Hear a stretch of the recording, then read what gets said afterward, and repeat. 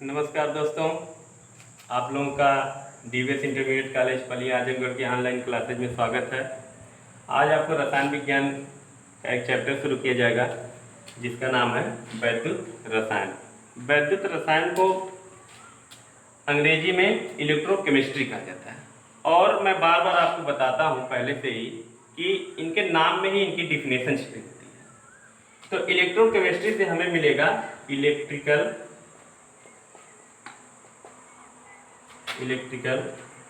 Energy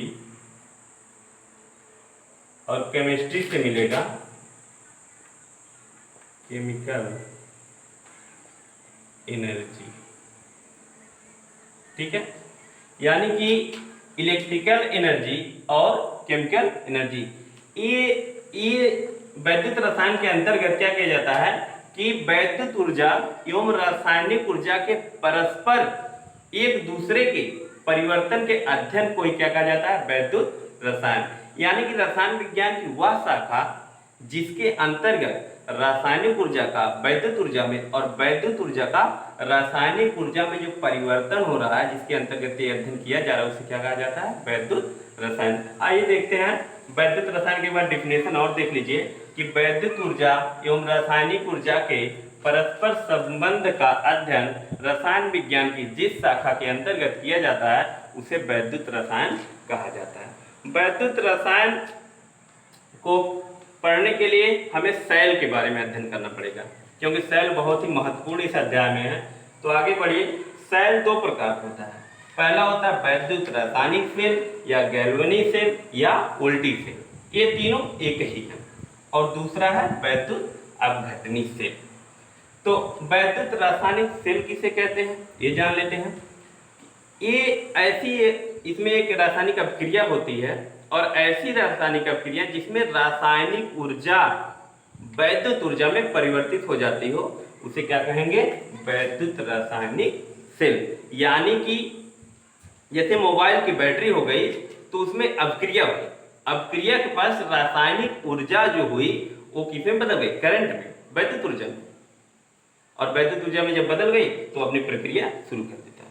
आगे है वैद्युत अपघटनी सेल, ठीक वैद्युत रासायनिक सेल का विपरीत।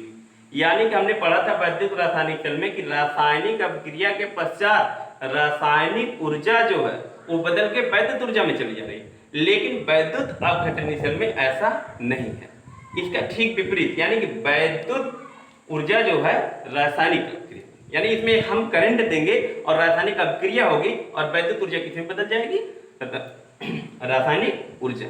ठीक है। और अभी आपका वैद्युत रासायनिक सेल का एक अच्छा सा उदाहरण है डेनियल सेल। डेनियल सेल का निर्माण कैसे होता है इसके बारे में हम आगे चर्चा करेंगे। तो चलिए आगे हम चर्चा करते हैं डेनियल सेल। डेनियल सेल के बारे में हम डेनियल सेल का निर्माण करने से पहले आपको बताते हैं, किसी भी सेल में आपको इलेक्ट्रोड मिलते हैं। क्या मिलते हैं, इलेक्ट्रोड।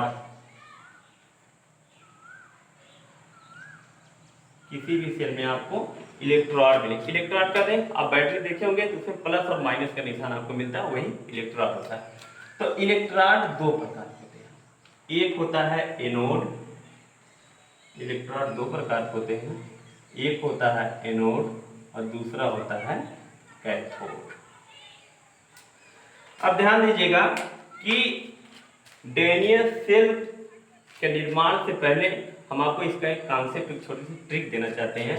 ये ट्रिक है loan, LOAN।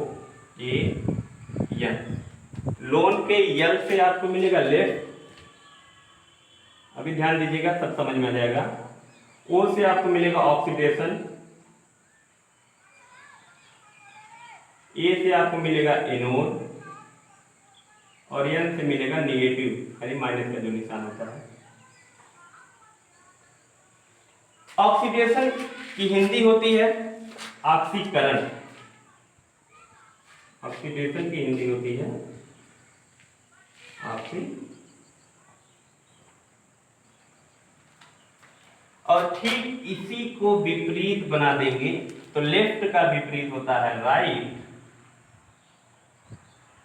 Right oxidation, oxidation क्या चीज, इसको समझ लेते हैं थोड़ा सा। ऑक्सीडेशन में क्या होता है, एक चीज सिर्फ ध्यान दीजिएगा कि इसमें इलेक्ट्रॉन का दान होता है। ऑक्सीडेशन में क्या होता है, इलेक्ट्रॉन का दान होता है। यहाँ पे इलेक्ट्रॉन का दान किया जा रहा है। तो ऑक्सीडेशन का विपरीत जो होगा, यानी कि उसमें इलेक्ट्रॉन को ग्रहण किया जाएगा, तो रिडक्शन हो जाएगा। रिडक्शन, अपचयन जिसे कहते हैं।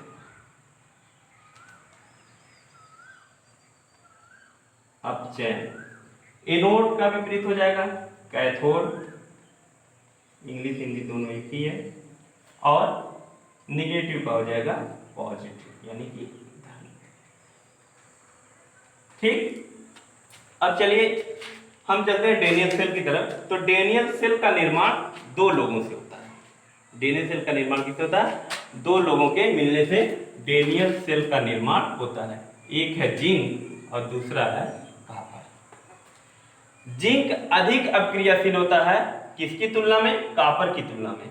जिंक अधिक अपक्रियाशील होने के कारण यह इलेक्ट्रॉन का दान करता है, अधिक अपक्रियाशील होता है। ये ध्यान रखिएगा, किसकी तुलना में कोई पूछे तो कॉपर की तुलना में। तो यहाँ पे क्या होगा, इलेक्ट्रॉन का दान होगा। ये इलेक्ट्रॉन का दान किसे दिया जाएगा, कॉपर को दिया जाएगा। अब किसी भी का इलेक्ट्रोड बनाने के लिए हम करेंगे क्या, अब देखिएगा यहाँ पे ध्यान दीजिएगा कि हम डेनियल सेल के लिए बताया थे कि लेफ्ट ऑक्सीडेशन एनोड और निगेटिव। लेफ्ट का मतलब बाएं साइड में, और ऑक्सीडेशन यानी कि इलेक्ट्रॉन का दान हो रहा है। तो इलेक्ट्रॉन का दान कौन कर रहा है, जिंक, और इलेक्ट्रॉन को ग्रहण कौन कर रहा है, कॉपर। तो लेफ्ट में कौन होगा, ऑक्सीडेशन, ऑक्सीडेशन कौन कर रहा है, जिंक। तो हमारे लेफ्ट साइड में क्या हो जाएगा, जिंक, और राइट साइड में क्या हो जाएगा, कॉपर। एक चीज ध्यान दीजिएगा, किसी भी का इलेक्ट्रोड बनाने के लिए उसी की छड़ लेकर उसी के विलयन में क्या की जाती है, डुबो दी जाती है। तो हम जिंक का इलेक्ट्रोड पहले बनाते हैं। तो जिंक का इलेक्ट्रोड बनाने के जिंक की छड़ लेते हैं, जिंक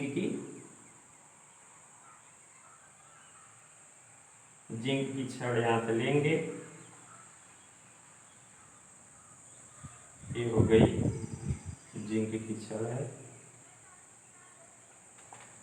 और इसी के विलयन में, मतलब उसी के जिंक के ही विलयन में, तो जिंक का बहुत ही सुंदर सा विलयन मुझे जो पसंद है वो मैं ले लेता हूँ, जिंक सल्फेट।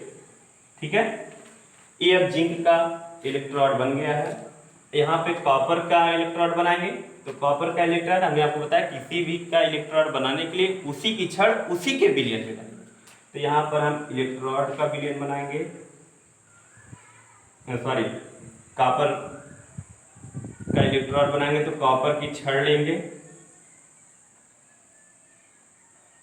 और कॉपर की छड़ यानी लेके इसी के विलयन में,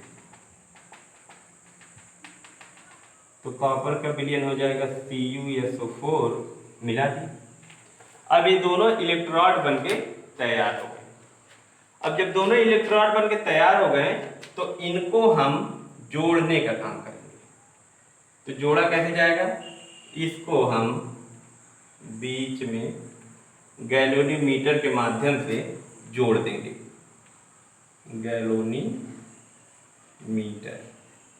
गैल्वेनोमीटर को बीच में शून्य से इंगित किया जाता है। इसका काम क्या है, कितनी भी छोटी सी धारा है, इसमें विच्छेद होगा और यह तुरंत बताएगा कि यहाँ पे विद्युत धारा प्रवाहित हो रही है। अब बात आ गई, दोनों को जोड़ दिया गया। तो सोचने वाली बात है कि क्या इसमें विद्युत धारा प्रवाहित होगी। दिमाग लगाइए अपने से कि क्या, अब हमने क्या किया, दोनों इलेक्ट्रोड का निर्माण कर दिया और दोनों इलेक्ट्रोड को बनाने के बाद गैल्वेनोमीटर से हमने क्या कर दिया, जोड़ दिया। तो क्या अब यहाँ से जिंक जो इलेक्ट्रॉन का दान करता था और कॉपर इलेक्ट्रॉन को ग्रहण करता, क्या विद्युत धारा इसमें प्रवाहित होगी। तो चलिए देखते हैं, यहाँ से मान लीजिए इलेक्ट्रॉन गया इधर एक गैल्वेनोमीटर से होते हुए यहाँ पर पहुंचा। तो यहाँ पहुंचने के बाद फिर यहाँ पे वापस कैसे आए, यहाँ का जो परिपथ है तो पूरा हो ही नहीं रहा।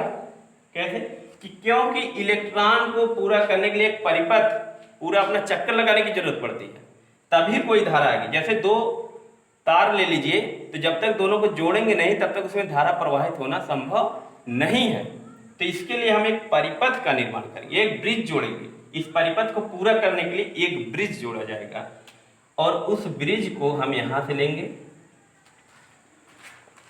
ब्रिज को यहां से ले जाएंगे,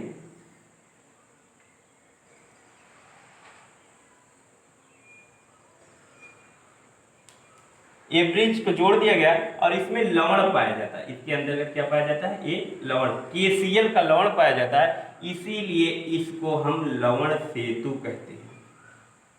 इसीलिए इसको क्या कहा जाता है? लवण सेतु कहा जाता है। और एक चीज ध्यान दीजिएगा, लवण सेतु के इस हिस्से पर, नीचे वाले हिस्से पर दोनों जगह पे अगर अगर नाम का जैल पाया जाता है। कोई आपसे पूछे कि लवण सेतु का क्या कार्य है इसमें, तो सीधी सी बात है कि यह एक परिपथ को पूरा करने का माध्यम है, एक ब्रिज जोड़ा गया। ये एक इलेक्ट्रॉड या कोई भी आने यहां से गया, ये धारा प्रवाहित हो रही, तो इधर फिर इसमें आने के लिए धारा को प्रवाहित करने के परिपथ की जरूरत थी, जिसके लिए हमने लवण सेतु का निर्माण किया। इसका नाम लवण सेतु, सेतु एक हमने ब्रिज बनाया, ब्रिज की हिंदी क्या होती है? सेतु। और इसमें लवण, KCl नाम का एक लवण पाया जाता है, इसीलिए इसको लवण सेतु कहा गया। एक बार ध्यान से फिर से देख लीजिए आप लोग कि वैद्युत, हमने आपको डेनियल सेल के बारे में बताया, तो डेनियल सेल के निर्माण के बारे में आपको बताया कि किसी भी सेल में इलेक्ट्रोड पाए जाते हैं। इलेक्ट्रोड मीन्स कि जहां पे प्लस और माइनस होता है किसी भी सेल में, उसी को इलेक्ट्रोड कहा जाता है। और ये इलेक्ट्रोड दो प्रकार के होते हैं, एनोड और कैथोड। अब डेनियल सेल से पहले हमने आपको एक छोटा सा कॉन्सेप्ट दिया था ट्रिक के माध्यम से कि लोन, याद रखिएगा, लोन माने एल से लेफ्ट, ऑक्सीडेशन, एनोड और नेगेटिव। यहाँ इसी का विपरीत, लेफ्ट का राइट, ऑक्सीडेशन का रिडक्शन यानी अपचयन, इसी को हम क्या कह देंगे? अपचयन। जो क्या करता है? इलेक्ट्रॉन को ग्रहण करते हैं। और ऑक्सीकरण क्या होता है? इलेक्ट्रॉन का दान होता है। उसके बाद एनोड का कैथोड और नेगेटिव का पॉजिटिव। किसी भी का इलेक्ट्रोड बनाने के लिए हम उसी की, और एक चीज ध्यान दीजिएगा कि डेनियल सेल दो लोगों से मिलकर बना है, जिंक और कॉपर से। जिंक अधिक अपक्रियाशील है, इसलिए वो इलेक्ट्रॉन का दान कर रहा है। इलेक्ट्रॉन का दान किसे कर रहा है? तो कॉपर को यहाँ पे कर रहा है। और किसी का भी इलेक्ट्रोड बनाने के लिए उसी की छड़ लेंगे और उसी की विलयन में हम क्या करेंगे? डुबोएंगे। तो हमने जिंक की छड़ ली और जिंक सल्फेट के विलयन में क्या कर दिया? डुबो दिया। और इधर कॉपर की छड़ ली, कॉपर सल्फेट के विलयन में डुबो दिया। अब क्या होता है? दोनों को गैल्वेनोमीटर के माध्यम से हमने क्या किया? जोड़ने का काम किया।